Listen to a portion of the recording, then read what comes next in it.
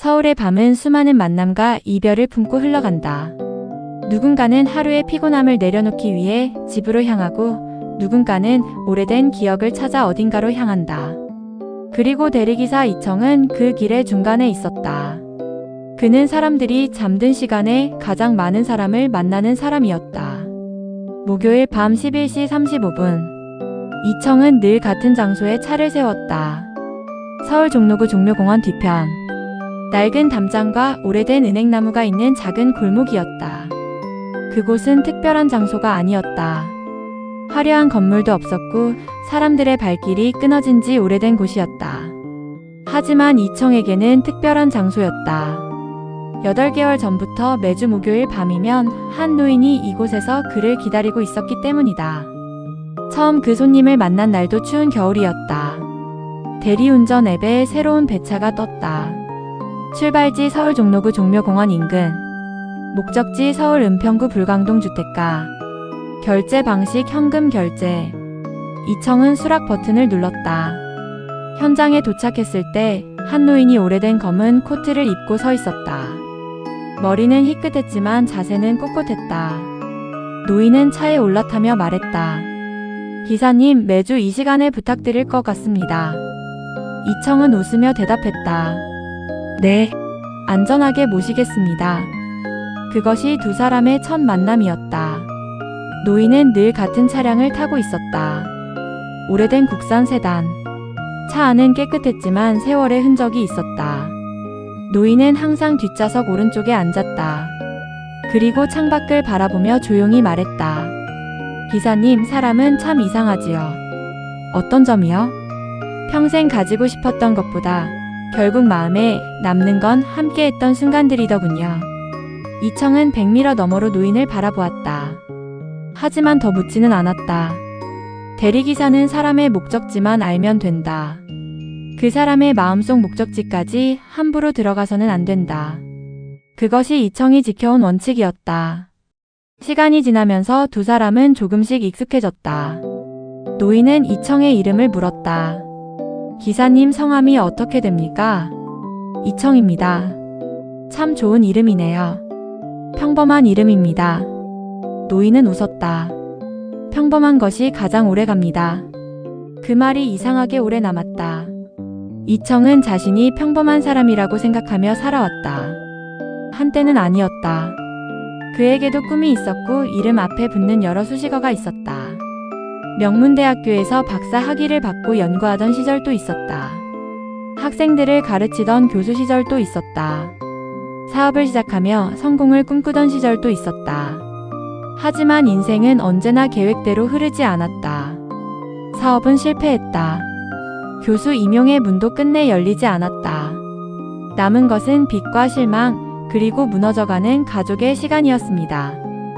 지금 그는 파주의 작은 임대 아파트에서 살며 밤마다 대리운전대를 잡고 있었다.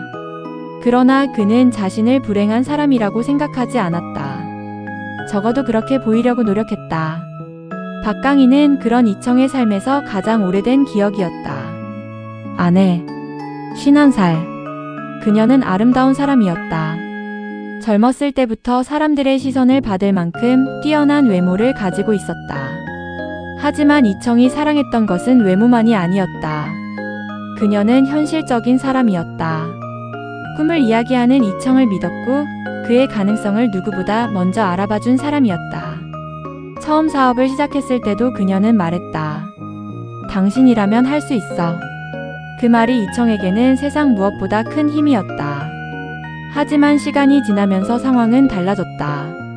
사업 실패가 반복되고 교수 임용도 뜻대로 되지 않으면서 강희의 얼굴에는 조금씩 지친 표정이 늘어갔다. 그녀는 남편을 미워한 것이 아니었다. 다만 너무 오래 기다린 사람이었다.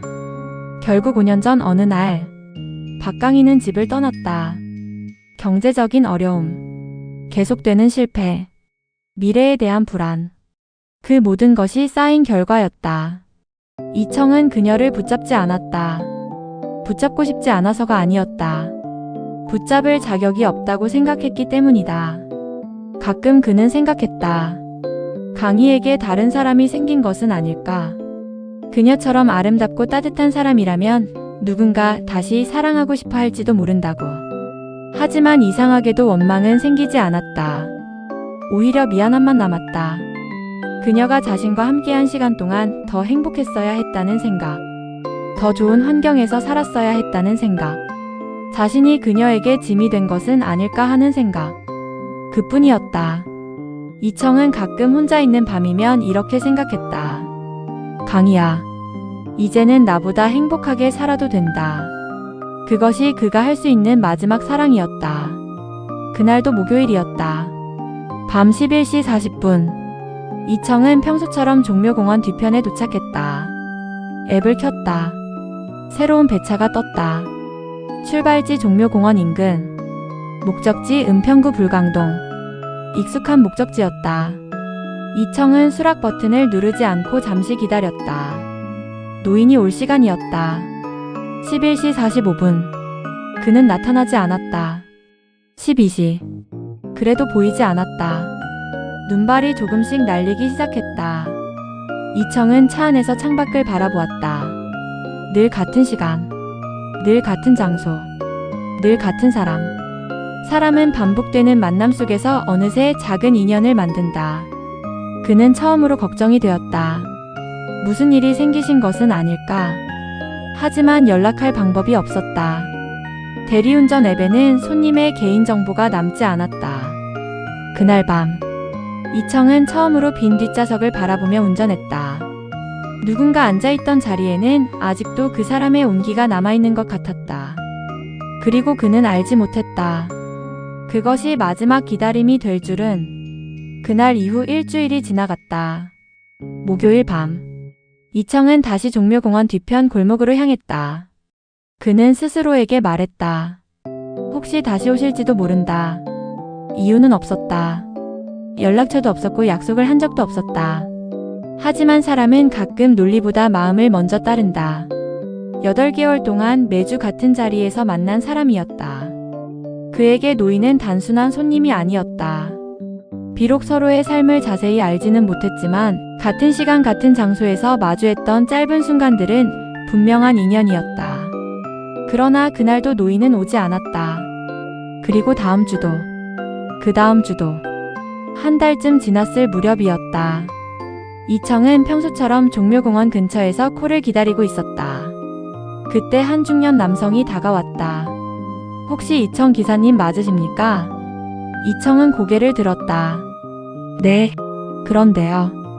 남자는 잠시 망설이다가 말했다. 혹시 저희 아버지 모르십니까? 아버님 성함이 어떻게 되십니까? 남자가 이름을 말했다. 순간 이청의 표정이 조금 변했다. 그 노인이었다. 매주 목요일 밤 불광동으로 가던 사람. 알고 있습니다. 남자는 깊게 숨을 내쉬었다. 아버지가 기사님 이야기를 많이 하셨습니다. 제 이야기를요? 네. 남자는 웃었다. 좋은 분을 만났다고 하셨습니다. 이청은 아무 말도 하지 못했다. 대리기사가 손님에게 좋은 사람이라는 말을 듣는 것은 흔한 일이 아니었다. 대부분의 만남은 목적지에 도착하면 끝난다. 이름도 기억하지 않고 다음 손님을 기다린다. 하지만 어떤 만남은 시간이 지나도 남는다. 남자가 말했다. 아버지는 지난달에 돌아가셨습니다.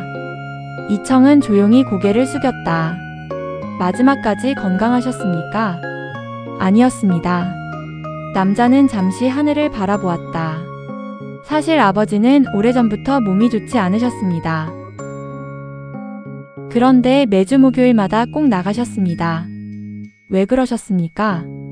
남자는 주머니에서 작은 봉투 하나를 꺼냈다. 이걸 기사님께 전해달라고 하셨습니다. 이청은 봉투를 받아들었다. 안에는 짧은 편지가 들어있었다. 이청 기사님께 몇 달 동안 제 늦은 밤을 함께 해주셔서 감사합니다.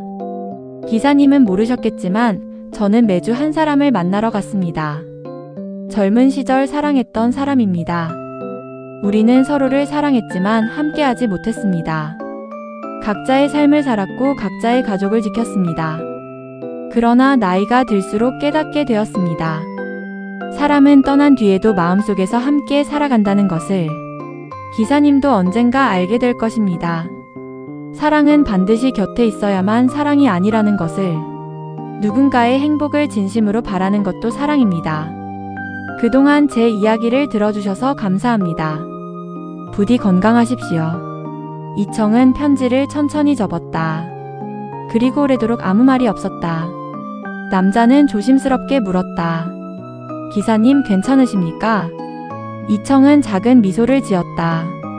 네. 하지만 그의 목소리는 조금 떨렸다. 왜인지 알 수 있었다. 그 편지 속 노인의 마음이 자신의 마음과 너무 닮아 있었기 때문이다. 그날 밤, 이청은 평소보다 일찍 집으로 돌아왔다. 파주 임대 아파트. 작은 거실. 조용한 공간. 그는 서랍 깊숙한 곳에서 오래된 사진을 꺼냈다. 사진 속에는 박강희가 있었다. 환하게 웃고 있는 젊은 그녀. 그리고 두 아이. 이영주와 이영경.